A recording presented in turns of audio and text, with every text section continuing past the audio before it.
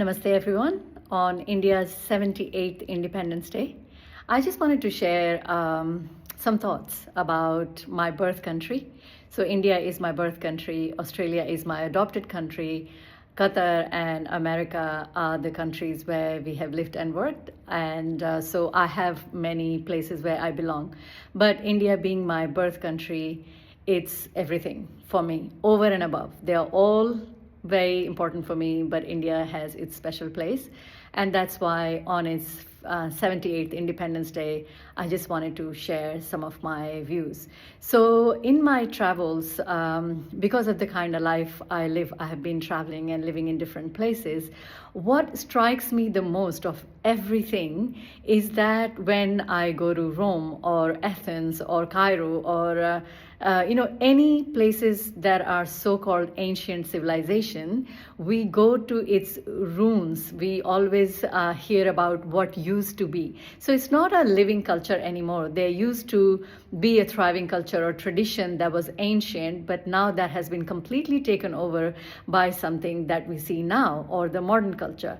Now, that's where India completely strikes me as something special and beautiful and enduring. So in India, you still see the ancient alongside the modern. For example, we are still able to chant the Vedic mantras that have been there as long as India as such as culture or as a tradition has emerged. Since that time, the Vedic mantras or the Vedic values and traditions have been followed. And even today, for example, I am learning to chant Vedic mantras, I'm learning Sanskrit, I'm learning about Yoga Sutra, and anything that you want to understand about the ancient India is not just in the past, it's been practiced even now by those people who are working in high-tech industries doing AI or robotics, but they are also chanting their mantras. They are also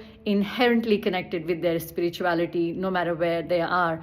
So it's not necessary to do Vedic mantras. I'm just using that example in my case in particular because I want to learn, but the spirituality is practiced every single day in every single part of India.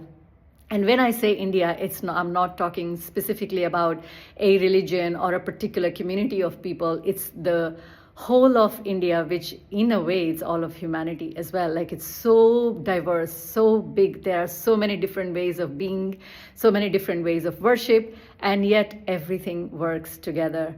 So, and India, if you know even a little bit of its history, for thousands of years, it has been invaded and it has been ruled by other people, and many, many cultures came in. But what India is particularly fantastic at is adaptation. So it has been integrating, adapting, embracing everything that's coming its way and developing itself further, progressing itself further, relentlessly being there, existing, flourishing, thriving, incorporating, becoming bigger and more than the sum of its part. So that's the specialty of India.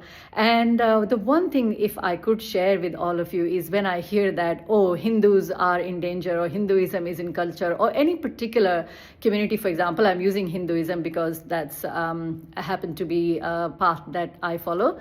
Nothing is in danger. In India, everything has endured. Hinduism is a very different part of what is called the Sanatan Dharma, which is like a never-ending dharma, which has always been there, which always will be there. So by its very definition, Sanatan has been and will always be thriving. We don't need to worry about that. We need to worry about separatism. We need to worry about inhumanity. We need to worry about division amongst people. But as long as we are following our truth, our path, our faith, and we are doing our duty as humans, I think nothing is in danger. India has never been weakened or never been defeated by all the things that it has endured. Yes, there have been ups and downs, good and bad times, but India has endured and will endure. And I feel really, really proud about that. To learn and think more about India, to reconnect with India has been a great privilege. So on this 78th Independence Day to India, I wish each and every one of you the very best, and may we endure for millennia to come. Thank you.